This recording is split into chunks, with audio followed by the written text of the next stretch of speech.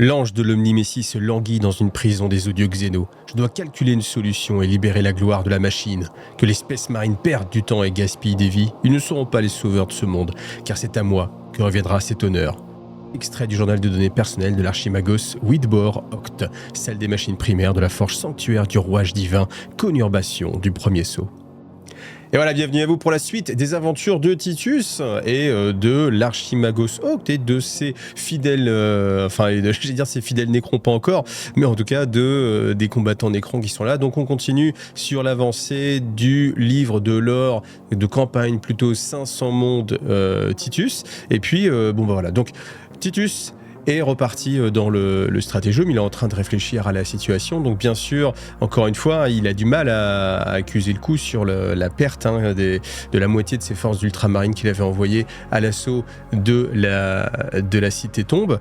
Malgré tout, il faut continuer à avancer. Il voit que de plus en plus de Nécrons sortent de chaque côté et posent vraiment beaucoup de problèmes, donc il essaie de coordonner les choses et il décide qu'il va diviser les forces qui lui restent de Space Marine en 3 groupes. Premier groupe dirigé par Gadriel, évidemment, faut qu'on mette les persos en avant. Donc ce groupe va partir dans un coin de la ville. Deuxième groupe, vous l'aurez deviné, dirigé par Métaurus, évidemment. Et troisième groupe, on nous dit pas par qui il est dirigé, mais voilà. Par contre, ce qu'on nous dit, c'est qu'il va être principalement constitué de répulsors, et donc on va dire que c'est la force blindée des ultramarines. Alors, pendant ce temps-là, il va utiliser les capacités de l'astropathe, comment s'appelle-t-il, l'astropathe Cornelius, et bien sûr, c'est un nom qui va bien, ça, pour un vieux sage, donc l'astropathe Cornelius, pour essayer de transmettre un appel à l'aide. Et assez étonnamment, cet appel à l'aide reçoit une réponse très rapide de la 4e compagnie des ultramarines qui est en train de chasser des orques dans une ceinture d'astéroïdes à l'extérieur du système et qui décide d'apporter son soutien sous la forme d'un croiseur de bataille. Alors bien sûr, dans un croiseur de bataille, il y a quand même beaucoup de Space Marine à l'intérieur, c'est quand même une force assez conséquente, et de plusieurs vaisseaux des auxiliaires. On ne dit pas exactement combien, mais voilà, on imagine que ça va être une force quand même un petit peu plus grande qui va venir essayer de contrebalancer la défaite pour l'instant des ultramarines, parce qu'en fait, clairement, sur tous les fronts, les Nécrons sont en train de gagner. Et comme on vous l'a dit, Titus, à un moment donné, s'il avait suivi les préceptes du Codex Astartes, il aurait dû partir en repli, préserver ses forces et revenir un peu plus tard.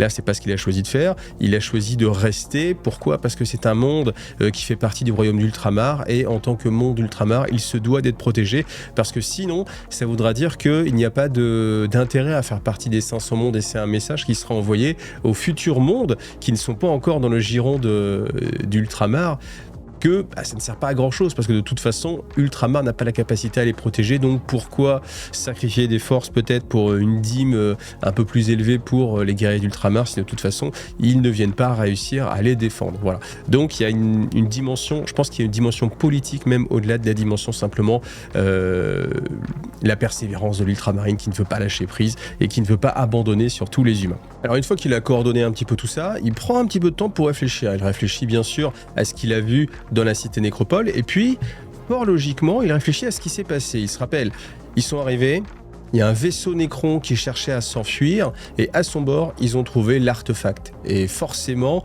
il y a un intérêt, il y a une logique dans tout ça. Et il se dit, si les forces qui se sont fait elles-mêmes attaquer par les Nécrons, donc là maintenant il est sûr qu'il y a une guerre civile au sein des forces Nécrons, il se dit, si les forces Nécrons qui partaient de la planète voulaient absolument emmener cet artefact loin du sol de ces planètes, c'était sans doute pour que Amentar ne possède pas cet artefact. Donc est-ce que c'est vraiment une bonne idée d'avoir fait revenir cet artefact sur le sol de la planète à portée justement d'Amentar ?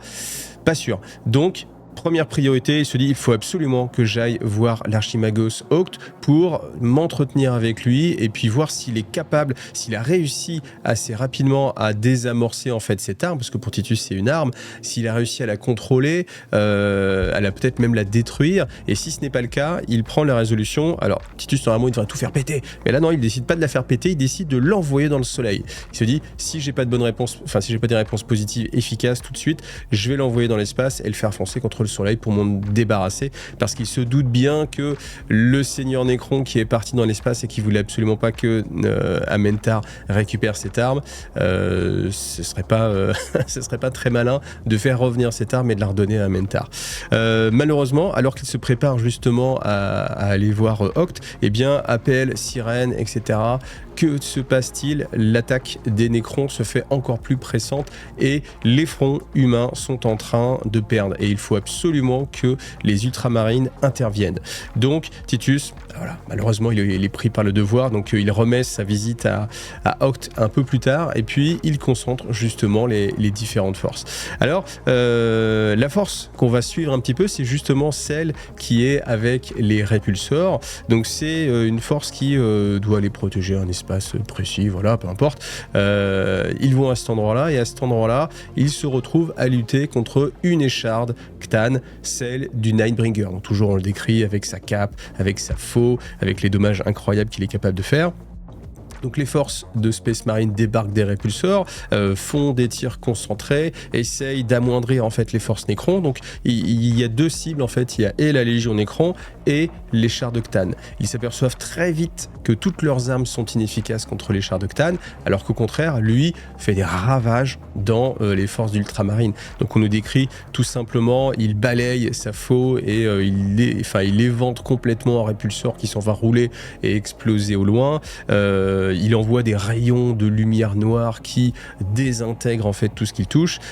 Encore plus que ça, certains soldats semblaient même périr simplement sous l'effet de sa présence et s'effondraient soudainement privés de toute vie. Rien que par sa présence, il tuait et annihilait un peu toute vie. Donc là on voit encore à quel point c'est rattaché justement au culte des destroyers et à Amentar, donc c'est assez cohérent. Donc Titus réfléchit, dit est-ce qu'on peut avoir une chance de le détruire ou pas? Est-ce qu'il ne faudrait pas justement encore une fois reculer? Mais il se dit bon, il y a peut-être un coup à jouer, donc il appelle des forces aériennes, il appelle aussi les forces d'auxiliaires de l'Astra Militarum qui sont là pour essayer d'encercler les chars de Ctan et les forces Nécron. Alors le combat est difficile, les ultramarines payent durement ce combat, mais la technique d'encerclement commence à porter ses fruits et tous les guerriers Nécrons finissent par être prestement annihilés. Malheureusement, le Nightbringer, lui, reste invulnérable. Sauf qu'à un moment donné, il disparaît complètement. À partir du moment où il n'y a presque plus de guerriers Nécrons, eh bien le Nightbringer disparaît. Alors Titus réfléchit à ça, il dit sans doute qu'il a été... Alors bien sûr, il n'imagine pas qu'il a réussi à vaincre le Nightbringer, mais... le Nyctophore si vous préférez, mais il a compris qu'il y avait une logique derrière ça et que cette entité des chars de Ctan, elle avait une logique de destruction qui était épaulée en fait, ou qui était d'épauler les phalanges Nécrons, et que si les phalanges Nécrons étaient vaincus, eh bien le Nyctophore était appelé sur un autre théâtre, un autre champ de bataille, et ça lui permettait comme ça de gagner un peu de temps. Donc c'est une stratégie qui va essayer d'intégrer et de transmettre en fait aux forces d'ultramarine en se disant essayer de causer le maximum de pertes sur les guerriers Nécrons qui accompagnent en fait les échards de Ctan, parce que les échards de Ctan, on n'arrive pas à les détruire. Mais voilà, concentrez votre feu sur la troupe, et comme ça, les chars de Ctan réussissent à un moment donné à disparaître. Alors, en continuant à réfléchir à la situation, eh bien, quelque chose qui lui vient à l'esprit, il regarde un peu, il compulse tous les reports PICT en fait, c'est-à-dire toutes les images qu'il a pu, enfin toutes les vidéos de surveillance, on va dire. C'est un nom scientifique de 40 000, mais on va dire les vidéos de surveillance. Et il s'aperçoit d'une chose, c'est que dans un premier temps, toutes les forces Nécrons avaient le même symbole de triarcat, c'était le symbole de la dynastie Sotek.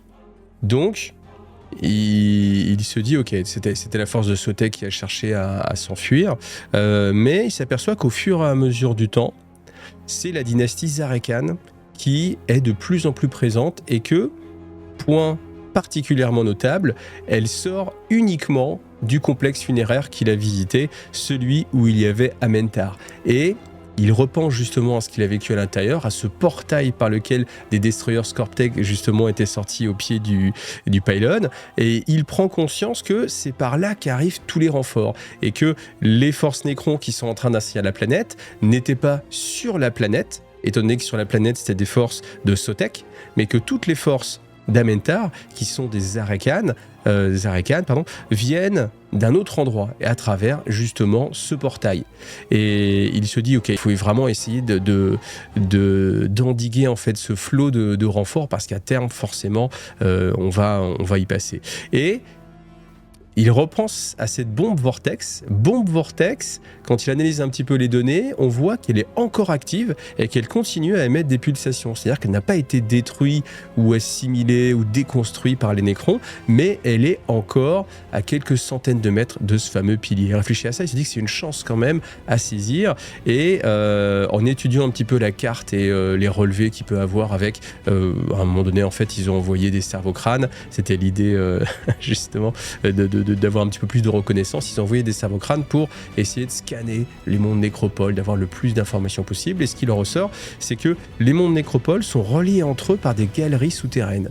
Et Titus se dit, il y a un coup à jouer, parce que si je réussis à infiltrer le complexe funéraire par justement le dessous, eh bien, déjà, c'est un espace où on a peut-être peu de chances de rencontrer beaucoup d'opposition, même si ça risque quand même d'être très dangereux, parce que ça va être un espace confiné, donc on va pas avoir de soutien aérien, de soutien d'artillerie, et forcément, dès que les combats vont aller au corps à corps, les Scorpec, les Destroyers, tout ça, ça va créer beaucoup de dommages, mais il se dit, de toute façon, il sait qu'en surface, il ne va pas pouvoir contrebalancer la puissance des nécrons. D'autant plus que les forces des nécrons continuent à arriver, alors que lui, au contraire, ses forces ne font que diminuer. À chaque fois qu'il y a un Space Marine qui meurt, ou un combattant, c'est une force en moins, alors que les nécrons, ils se déconstruisent, ils se reconstruisent, il y a des forces qui arrivent, un flux constant de nouveaux combattants, donc à terme, la situation va être ingérable, intenable. Donc il se dit, je vais tenter le coup, et cette fois-ci, par contre, il a compris son erreur de la première attaque, d'y avoir été un petit peu trop mollement. Là, il se dit, je mets all-in, tout sur le tapis, je prends tous les Space Marines qui sont présents sur la planète, et nous allons faire cette mission, nous allons faire détonner la bombe Vortex, histoire de limiter les renforts. C'est ce qui nous permettra de gagner à long terme.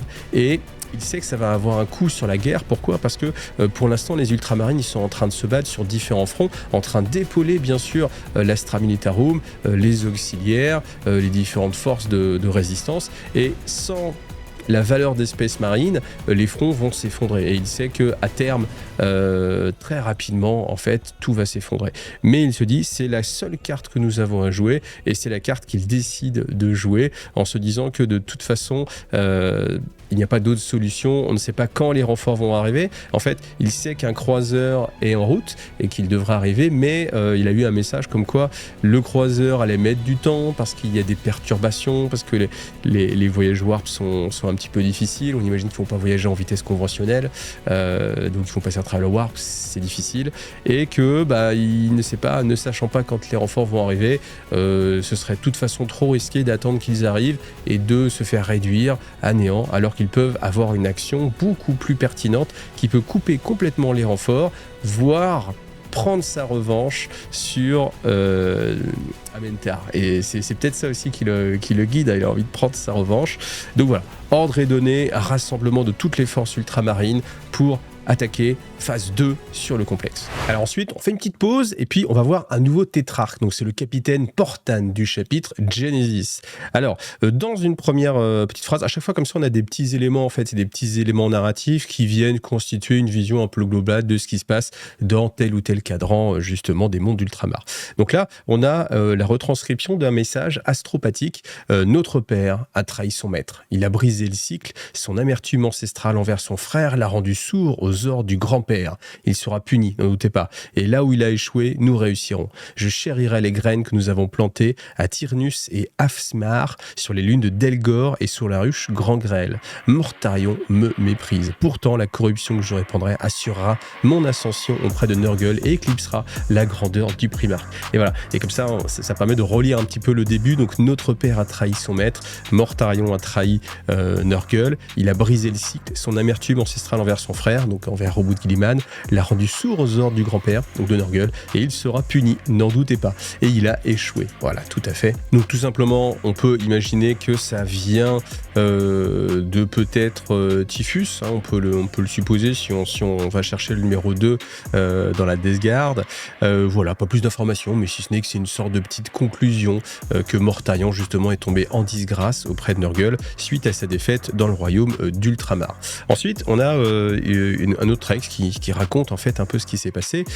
Donc ça se passe sur la planète de Krasdinor. On nous dit que quand on est arrivé, en fait, quand les forces d'Ultramar sont arrivées pour remettre en route les choses, il s'apercevait que les productions énergétiques étaient vraiment très en dessous de ce que l'Imperium est censé exiger en fait d'une planète, et que bizarrement tout était un petit peu grippé, tout se passait assez mal. Donc les émissaires d'Ultramar sont arrivés, ont remis les choses un petit peu en place, ont remis des procédures et ont permis à la planète de revenir dans des courbes de production qui étaient acceptables et qui étaient nominales par rapport à ce que demandent justement les mondes d'Ultramar. Ce qui s'est passé à un moment donné, c'est que le capitaine Portan et ses conseillers se sont entretenus avec la première ambassadrice de la planète, et en fait ils ne sont pas laissés abuser, contrairement à simplement des diplomates, des politiciens qui peut-être ne se méfieraient pas des ambassadeurs. Et bien là, au contraire, le capitaine a décelé en fait la trahison et le mensonge au sein des paroles en fait de l'ambassadrice, et il l'a exécuté promptement de sa main. Ensuite, les apothicaires ont examiné son cerveau et ils ont décelé la souillure, un remodelage cérébral, des inductions hypnotiques et un asservissement empyréen. Et tout cela m'a porté la trace de l'Alpha Légion. Ensuite, à partir du moment où il savait que le monde était gangréné justement par l'Alpha Légion, il y a eu une série de purges qui ont permis de détecter tous les traîtres, sachant que les forces qui étaient déjà présentes et les forces d'Ultramar servaient justement à relayer en fait les informations, d'essayer de trouver, d'éradiquer chaque souillure. Alors on dit que ça a été a priori assez efficace, mais que malgré toutes les investigations, ils n'ont jamais rencontré aucun des membres de l'Alpha Légion en fait, et qu'il n'y avait que des serviteurs, que des agents de l'Alpha Légion, mais aucun hérétique de l'Astra Militarum n'a été l'Adeptus Astartes, donc de l'Alpha Légion, n'a été détecté, et que malgré tout il faut continuer à se méfier, continuer à être très vigilant, mais que les forces justement d'Ultramar ont cette capacité de remettre les choses sur les rails et puis d'établir en fait des systèmes qui vont permettre de contrôler les choses et de s'assurer que l'Alpha Légion ne va pas venir interférer à nouveau. Ensuite, un petit texte qui vient d'un vaisseau de combat. Donc c'est un vaisseau de combat qui était en garnison. À un moment donné, des orques sont apparus, et oui, pour montrer un peu la diversité des adversaires pour l'Imperium. Et puis malheureusement, comme ils avaient fait une translocation dimensionnelle extrêmement proche des vaisseaux, l'artillerie n'a pas permis de détruire les vaisseaux avant qu'ils arrivent. Et puis les torpilles d'abordage des orques sont arrivées, et il y a eu beaucoup de massacres à l'intérieur. Mais heureusement, les forces d'Ultramar justement ont apporté un soutien sous la forme d'auxiliaires qui sont présents au sein des flottes. Et en fait, la marine impériale a le soutien des forces d'Ultramar avec quelques représentants en plus, et c'est ce qui a permis justement de juguler l'infestation orque et de contenir les orques en fait sur l'extérieur des passerelles du vaisseau. Et à un moment donné, ils ont simplement réussi à purger complètement le vaisseau et à envoyer tous les orques dans l'espace, les envoyer dériver. Donc le vaisseau a pris cher, mais comme on nous le dit, le vaisseau, même s'il est dévasté, au moins il n'a pas été capturé, et on va pouvoir le réparer et repartir au combat. Et ça, c'est grâce justement aux forces d'auxiliaires ultramarines des mondes de Macrège qui sont présentes, et tout ça, c'est pour présenter le fait que il y a un intérêt à faire partie des mondes d'Ultramar. C'est cette surprotection qui, là on l'a vu, a été efficace et a permis de lutter efficacement contre les orques, même si c'est bien sûr au prix de pertes terribles. En tout cas, le vaisseau n'a pas été perdu. Donc ensuite, on a un autre petit texte qui est assez sympa parce que lui, il va s'accentuer sur le côté diplomatie, sur le côté bureaucratie. Donc, on est sur quelqu'un, voilà, un intermédiaire qui vient essayer de régler la question diplomatique pour intégrer le monde dans les 500 mondes, et c'est sur le cartel de Carlavas. Donc, elle négocie, et cette personne, en fait, apprend vite que le cartel est composé justement de différentes familles et que le système fait que chaque famille doit signer personnellement chaque accord, donc chaque sous-clause, chaque phrase, et qu'une fois que c'est fait, c'est enfin voté par l'ensemble du gouvernement planétaire, mais que elle se rend vite compte que tout est fait justement pour que ça n'arrive pas en fait, et que la bureaucratie est leur première défense face justement aux forces des ultramarines qui sont là, et en fait c'est une façon de se protéger de l'absorption par l'impérium, étant donné qu'ils sont fidèles à l'impérium et qu'ils ont mis en place énormément de structures juridiques. On nous donne des exemples, on nous dit que souvent les bureaux sont dans des bâtiments différents, souvent on ne sait pas qui est en charge de chaque dossier, et voilà, très clairement tout est fait pour que les choses se passent mal. On nous dit même que parfois en fait les représentants n'ont pas d'emplacement spécifique et en fait sont dans une sorte de caravanes, et ces caravanes tout simplement qui avancent, alors soi-disant pour justement aller à la rencontre des citoyens, mais c'est aussi un bon moyen de ne jamais savoir où aller rencontrer la personne qui va vous donner le formulaire qui va vous permettre d'avancer et de passer une strate de plus de la bureaucratie. Mais elle observe quand même une chose, c'est que depuis qu'elle a augmenté assez significativement le nombre des auxiliaires armés dans ces négociations, eh bien, elle sent qu'il y a un petit impact et que les choses se facilitent un peu plus, les choses glissent un petit peu mieux, et qu'elle sent que grâce à cette présence militaire, eh bien, elle va pouvoir atteindre son objectif. Alors après, j'aime bien la dernière petite phrase que je vous dis, c'est « Soyez assurés de ma détermination à voir ce monde retrouver un fonctionnement efficace au sein de l'Imperium. Je dispose d'un conclave d'adeptes Juvena. Je finirai par soumettre le cartel de Carlavas, même si je dois pour cela mener des négociations avec leurs arrière-petits-enfants. » Voilà, serviteur, émissaire, grade secondas, Tibaltus Grégor. Voilà. Et c'est assez amusant parce que j'aime bien en fait ces différents blocs, parce qu'on a vraiment le côté les forces du chaos, c'est insidieux, voilà. On a les forces de l'Alpha Légion, on les voit pas mais ils sont en train de mettre des bâtons dans les roues, mais sans qu'on sache vraiment où, c'est très difficile de lutter contre. Et puis après les mondes qui n'ont même pas besoin du chaos ou d'une force extérieure pour venir poser un problème, simplement ils résistent de par leur bureaucratie, mais c'est un système un petit peu de défense qui permet voilà, de faire traîner les choses, de gagner du temps, de ne pas se faire absorber. Et comme en effet l'Imperium, enfin surtout pas l'Imperium, mais les forces de Macrage, elles ne peuvent pas arriver sur un monde et dire voilà, maintenant vous faites partie des 500 mondes ultramar et c'est fini.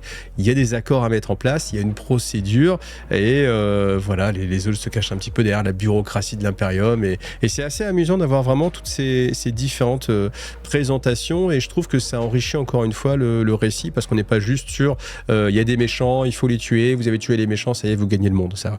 Et ça, c'est de très présent, donc ça me fait vraiment plaisir sur la lecture. Et puis après, on a un petit résumé en fait du cadran sud, donc le front Andermung, là où justement on a le capitaine Portan. On nous dit que c'est un monde, enfin c'est un cadran dans lequel les choses se passent un peu plus lentement que dans les autres cadrans, et que sans doute le tétraque Portan est plus lent à conquérir les mondes. Par contre, on s'aperçoit d'une chose, c'est qu'il a une qualité de solidification, c'est-à-dire qu'à chaque fois qu'il acquiert un monde, ce monde va être tenu d'une main de fer, et il y a des forces présentes des ultramarines, des forces présentes des défenses d'ultramar, donc il avance doucement. Par contre, quand il prend un monde, ce monde est sécurisé, ce qui est peut-être un peu moins le cas sur les autres fronts, mais en tout cas, voilà, ça permet de donner un petit peu une tonalité différente au tétrarque Portan. Et puis voilà, donc hop, on passe ce cadran, on va retourner voir Titus. Un vecteur de zèle dément qui entaille profondément les dynasties de jadis, un adorateur de vermine transgressif qui ronge les fondations de la société Nécron, un antique châtiment lancé contre le roi silencieux et son grand œuvre, c'est sous ces visages que son ancienne espèce voit le nécroseur Amentar méprisé, craint, à un point qui dépasse même la terreur à ta vie que laissent les souvenirs des Cthânes. Il se moque de sa réprobation, le nécrosaure, parce que pour lui, il a une croisade à mener, une croisade contre la vie, considérant que tout le reste est parfaitement négligeable. Donc le nécrosaure, on va vraiment se focaliser sur lui. Alors vous allez voir que ce passage est assez intéressant parce qu'il répond à certaines petites interrogations que j'ai pu me poser, donc peut-être que vous avez pu vous poser aussi. Donc on nous dit que les légions maudites du nécrosaure voyagent d'un monde à l'autre selon a priori les caprices de son prophète. Et quand la cour de l'oubli, donc c'est justement tous ceux qui gardent en fait des capacités de raisonnement et qui suivent justement Amentar, lui pose la question, et bien souvent le prophète leur dit c'est l'écharde prime, enfin c'est le Cthâne Azagorod qui me murmure à l'oreille le chemin à accomplir. Et en fait, ces fidèles, pour eux, ça suffit. En fait, cette réponse leur suffit un peu. On voit vraiment la notion un peu comme une sorte de secte avec les adorateurs. Le prophète a la vérité absolue et on ne remet pas les choses en cause.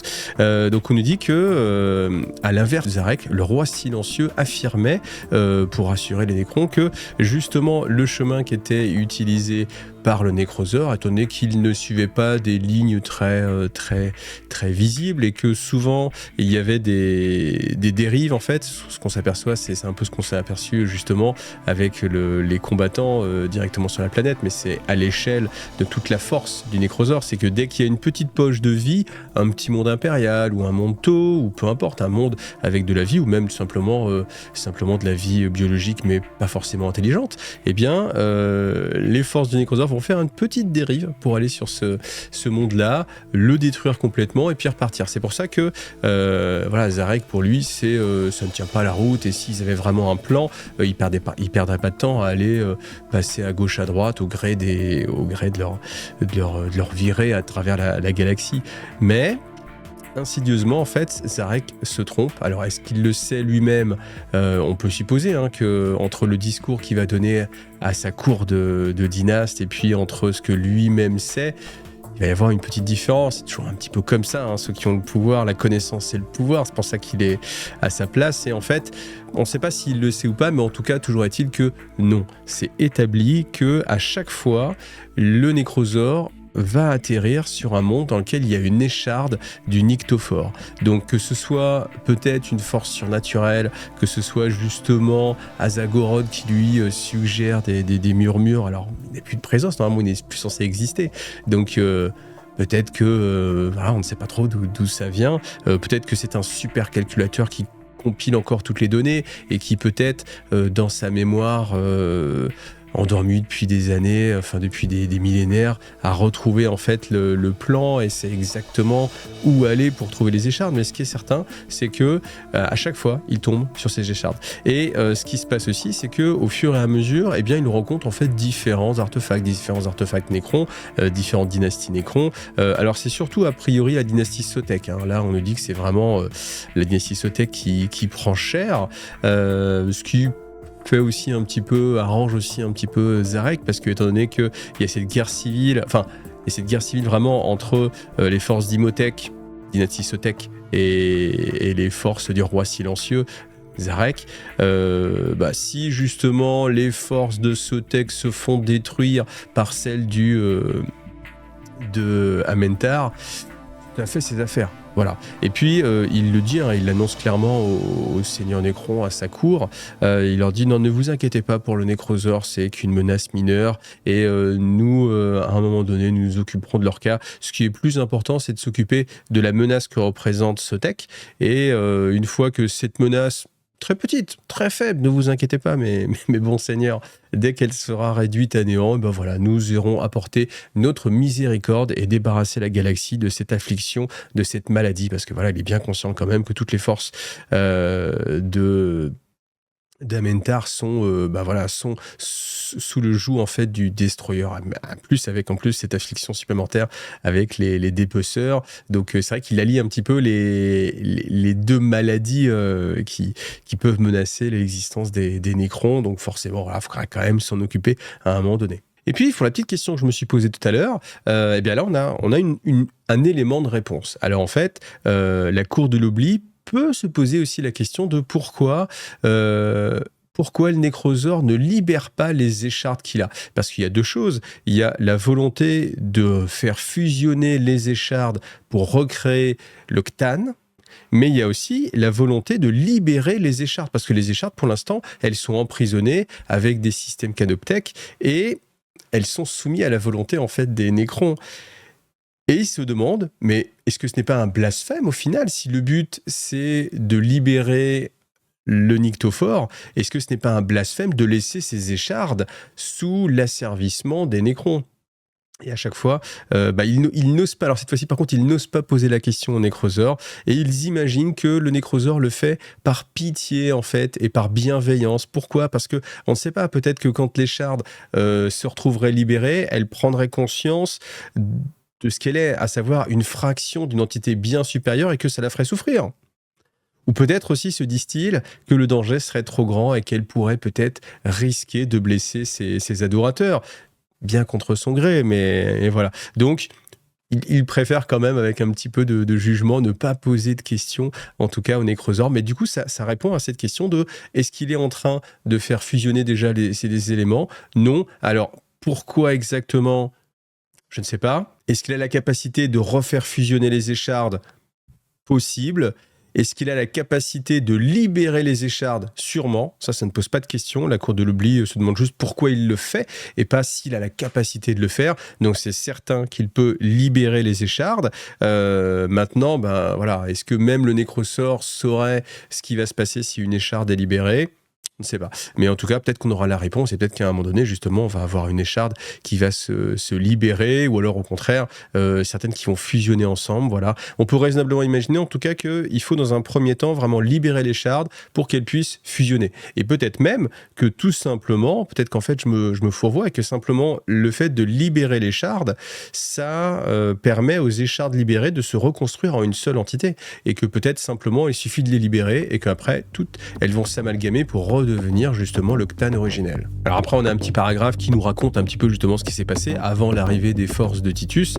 Donc on a l'os d'Amentar qui est venu justement attaquer. Alors la planète, selon les nécrons, elle s'appelle Usemek. Voilà, c'est un peu dur à dire. Voilà, les premières frappes ont été dévastatrices parce que le monde était simplement en train de s'éveiller. Alors, il avait commencé son cycle d'éveil, donc les guerriers, les constructs canoptèques étaient en train de s'activer pour réanimer les guerriers, les immortels, les défenseurs. Quand il y a eu cette attaque, justement, ils ont réussi à identifier que même si c'était des nécrons, c'était des adversaires, donc il fallait simplement les éradiquer. Mais les guerriers et les immortels qui venaient juste de s'éveiller étaient quand même inférieurs aux capacités destructrices des destroyers lourds, des scorpèques, Amentar aussi, hein, il a des scorpèques. Donc la balance a très très vite penché en faveur d'Amentar. Et ce qui s'est passé, c'est que le dynaste qui était en train de s'éveiller, eh bien, même s'il a eu du mal à se réveiller, il a tout de suite pris conscience que la capitale allait être perdue face aux forces du nécrosaure et que il se devait d'emmener très loin toutes les armes dont il avait eu la charge. En fait, à une époque reculée, justement, Imhotep avait donné l'ordre à ce monde nécropole de garder sous scellé toutes les armes qui étaient jugées un peu trop dangereuses pour être gardées au sein des mondes justement internes, et qu'on avait plutôt repoussé sur l'extérieur les choses un petit peu trop dangereuses pour que si ça se passe mal, eh bien ça n'affecte pas trop durement en fait les mondes internes de la dynastie. Lui s'appelle Ascatep. Ascatep, quand il a vu que c'était perdu, eh bien il a fui à bord de son vaisseau amiral et pas de chance, il a dû affronter la rage xénocide de la flotte du capitaine Titus. Et pas de chance, par un hasard incroyable, dans cette force-là, il y avait l'Archimagos Oct qui a été s'emparer justement donc de la crypte Tesseract qui contient les chars d'Octane et qui l'a ramené sur ce monde. Donc tout va dans le sens du nécrosaure. Et c'est vrai que le fait que... Mais c'est souvent ce qu'on voit en fait. Moi, ça fait écho un petit peu Il y a d'autres histoires où à chaque fois, tu as les forces des humains qui ne se posent pas trop de questions et qui détruisent, éradiquent le Xeno sans chercher à savoir le pourquoi du comment, et qui là, en l'occurrence, se mettent une belle épine dans le pied, parce qu'on peut imaginer que si les shards avaient été envoyés ailleurs, eh bien, toutes les forces du Necroseur, tout simplement, elles auraient suivi les shards.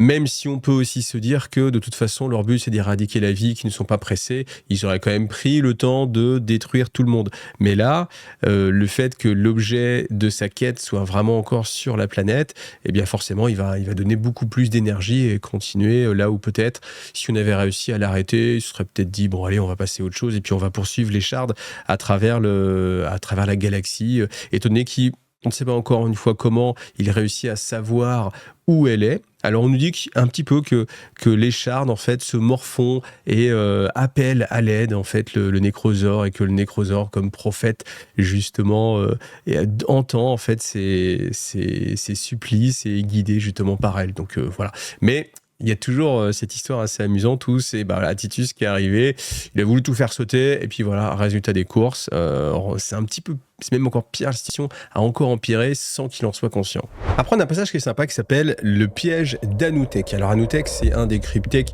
qui suit la cour de l'oubli, donc c'est tous ceux qui sont fidèles encore une fois au Necroseur, et il nous raconte que à un moment donné, une fois que la bataille initiale contre les forces de Sotek a été terminée, eh bien le Necroseur est retombé dans un niveau de conscience en fait, et qu'il a repris un peu son raisonnement et qu'il a analysé la situation. Donc il a vu que les forces de Sotek s'étaient enfuies, il a analysé en fait les êtres qui étaient à la surface, il s'est aperçu que c'était des êtres humains, et que les êtres humains, même s'ils étaient faibles et assez mauvais combattants, il y avait quand même parmi eux quelques guerriers d'élite, et que ces guerriers d'élite représentaient vraiment une menace.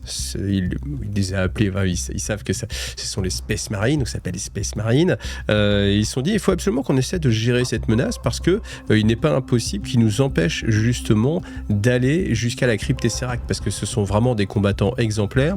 Ils ont la capacité de lutter contre nos destroyers, et voilà, il faut réussir à s'en occuper. Et en fait, avant que justement le Necroseur reparte dans une série de folies et que on ne puisse plus établir de plans, etc., il y a justement Anoutek qui a proposé, il s'est dit je sais que les Space Marines vont aussi étudier les différents mondes nécropoles qui sont en train d'émerger, et en fait je pense qu'on peut leur tendre une embuscade. Et il s'est dit, on va laisser en fait le portail à découvert, on va éteindre toutes les machines qui permettent de faire renaître en fait les guerriers, on va le mettre en pause, et puis on va envoyer toutes nos forces de destroyers à travers des portails dimensionnels pour qu'ils aillent attendre le bon moment pour intervenir. Et ça n'a pas loupé. Titus a en effet analysé que le monde était mal défendu, qu'il y avait peu de réveil, donc sans doute lui s'est dit le monde est en train de se réveiller, c'est ce qu'on avait vu au début, et il a foncé tête baissée dans le piège d'Anoutek.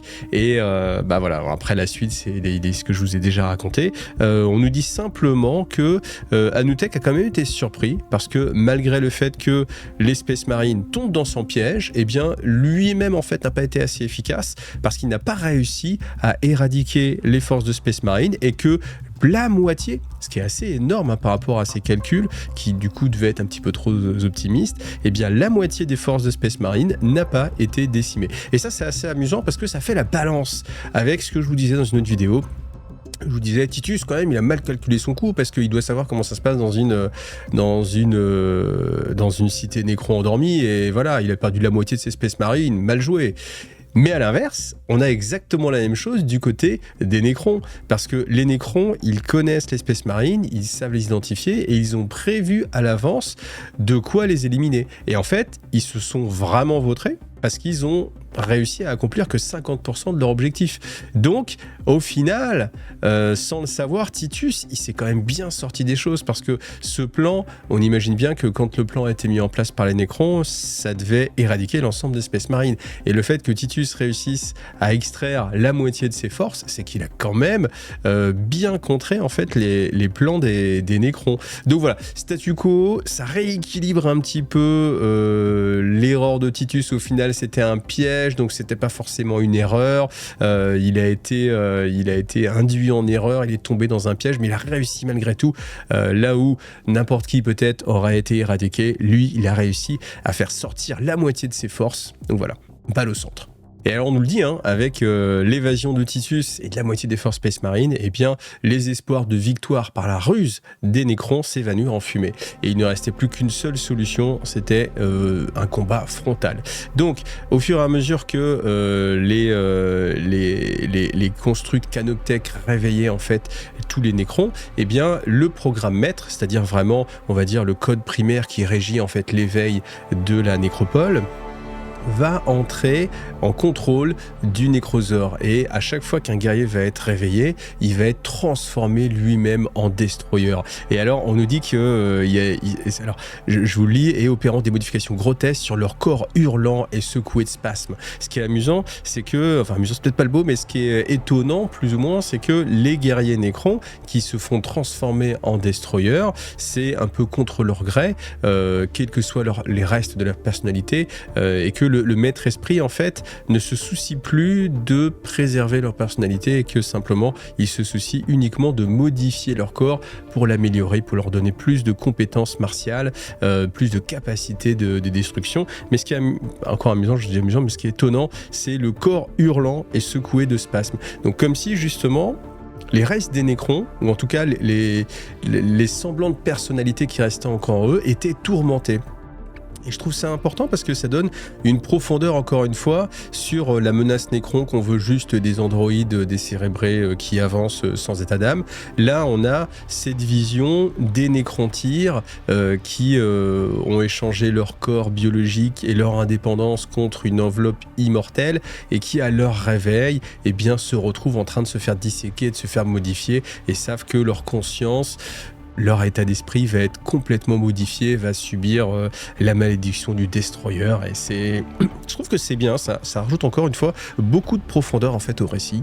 Ce qui se passe aussi, c'est que les dépeceurs qui sont en train de se réveiller vont commencer à manger, à déchiqueter tous les corps biologiques qui sont là, donc tous ceux des Space Marines. Donc la moitié des forces Space Marines se trouvent déchiquetées. Et puis il y a le festin qui commence, donc il y a des bruits de mastication, des lambeaux de chair qui tombent, et en même temps on entend les machines qui sont en train de convertir, de s'éveiller. Et en fait on nous dit que ces sons s'en mêlent en fait et créent une sorte de mélodie qui va résonner dans l'esprit du nécrosaure, et le nécrosaure va commencer à danser en rythme avec ses bruits de chair, ses bruits mécaniques, et la folie en fait va reprendre le dessus, que son esprit va s'éteindre et qu'il va se laisser complètement aller à sa folie meurtrière, et que le temps des ruses est passé. Maintenant il n'y a qu'une seule chose à faire, suivre l'appel de l'écharde d'Azagorod, donc du Nyctophore, et d'aller attaquer avec toutes les forces disponibles pour faire une force irrésistible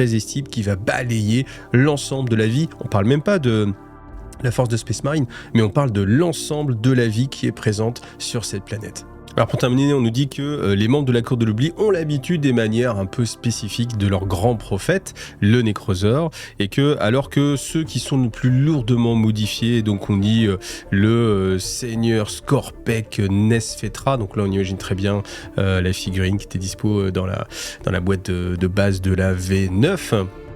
Donc tous ceux qui sont lourdement modifiés, commencent à s'exciter justement, et puis à rentrer aussi dans cette folie, dans cet appel à la destruction, mais que certains ont la présence d'esprit de garder un petit peu de recul pour organiser les choses. Et c'est justement le cas d'Anutech, et Anutech va commencer à donner des ordres pour que les choses se mettent en place, pour qu'il y ait une assise en fait stratégique, une logistique qui se mette en place. Alors elle ne le fait pas contre l'aval d'Amentar, étant donné qu'Amentar justement c'est ce qu'il attend de sa cour en fait, c'est que quand lui rentre dans cette transe, vraiment, on a vraiment l'impression d'une secte, c'est clairement ça, quand lui rentre dans cette communion avec Azagorod, certains de ses suivants puissent coordonner l'attaque pour assurer justement la victoire des Nécrons.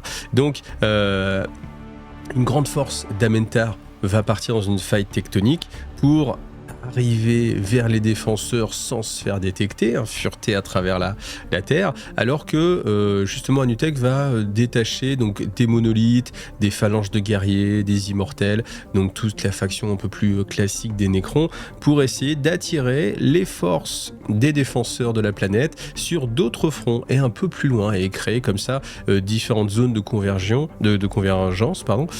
pour que elle puisse diluer un peu la force des assaillants et le bloc défensif que Amentar va justement attaquer. Ensuite, on nous dit que nonchalamment, en fait, elle donne un petit ordre pour que l'ogive contra immatérienne, donc la bombe Vortex, soit mis dans un cachot bien isolé, bien gardé. Alors, on nous dit que les Nécrons n'ont aucun intérêt pour une technologie aussi primitive et aussi grossière, mais que vous voyez, ils en ont rien à faire, ils trouvent ça grossier, mais on va quand même le garder parce que ça peut servir. Non, c'est soit tu trouves ça intéressant et tu le gardes, parce que c'est difficile, ça demande des ressources, je ne sais pas, on peut trouver facilement un truc, soit tu le gardes pas en fait. Si tu trouves ça vraiment insignifiant, paf, tu le décomposes avec les scarabs qui décomposent tout simplement les mécanismes, qui récupèrent peut-être, je sais pas, les composants intéressants, les métaux précieux, etc. Puis on n'en parle plus. Mais de là à la garder dans un coin en disant non, ça ne nous intéresse pas, on va quand même le garder dans un coin. Des fois que Titus il a envie de la faire sauter, des fois que ce soit ça la suite. Bon, là c'est quand même un petit peu grossier, je trouve. Mais dans l'ensemble, je suis particulièrement content de tout ce que j'ai lu jusqu'à présent parce qu'il y a quand même beaucoup de profondeur en fait. On n'est pas sur simplement un combat, des choses où des fois on se pose des questions, c'est quand même expliqué juste après. C'est quand même assez rare pour être souligné. Vous voyez la question justement sur les échardes, on nous dit que c'est étonnant et que voilà, donc ça permet d'avancer sur le raisonnement. Tout ce qui est écrit jusqu'à présent, je trouve que c'est vraiment très positif. Vous voyez, toute la dimension aussi politique, avec les rouages de la bureaucratie, qui sont aussi une protection. C'est une belle façon de voir les choses, parce qu'en fait, des fois, on se dit mais pourquoi c'est si compliqué ? Et en fait, c'est compliqué parce que ça a un intérêt aussi. C'est un intérêt quand quelqu'un viendrait par une solution diplomatique, s'accaparer le monde, et bien du coup, c'est une forme de résilience. Et donc c'est malin. Et en fait, il y a plein d'éléments malins dans ce bouquin qui me font vraiment plaisir parce que ça donne, je trouve, plus de maturité au récit. Et puis, j'avoue qu'après de tant de temps, j'ai quand même besoin qu'il y ait des fois un peu plus, enfin même tout le temps, j'ai besoin qu'il y ait un peu plus de maturité dans les discours. Et là, vraiment, la dimension politique qui vient en plus, la dimension mon Titus s'est fait avoir, mais c'est parce que c'était un piège, et malgré tout, Anutech qui a attendu ce piège, s'est fait avoir aussi, parce qu'elle ne pensait pas que Titus allait réussir à s'en sortir. Titus reste sur place, fier, combattant, mais c'est aussi parce qu'il sait que derrière, ça enverrait un message vraiment très négatif au prochain monde, donc il y a cette dimension politique. Ça fait plaisir, franchement ça fait plaisir, à chaque fois on dépasse le simple combat pour l'honneur avec une dimension vraiment beaucoup plus grande, et c'est vraiment très plaisant. Donc voilà, donc je vous donne rendez-vous comme d'habitude la semaine prochaine, tous les jeudis à 18h, ou en avance bien évidemment si vous me suivez sur Tipeee. Encore merci à tous ceux qui m'aident sur Tipeee, c'est essentiel. Et puis j'espère que voilà, je suis content parce que c'est vrai que ça a l'air de bien vous plaire, ces petits cadeaux là, ces vidéos vraiment en avance. Donc voilà, profitez-en bien, et puis n'hésitez pas à mettre des commentaires pour discuter de toute cette histoire. Voilà, on se retrouve la semaine prochaine, à bientôt, salut à tous.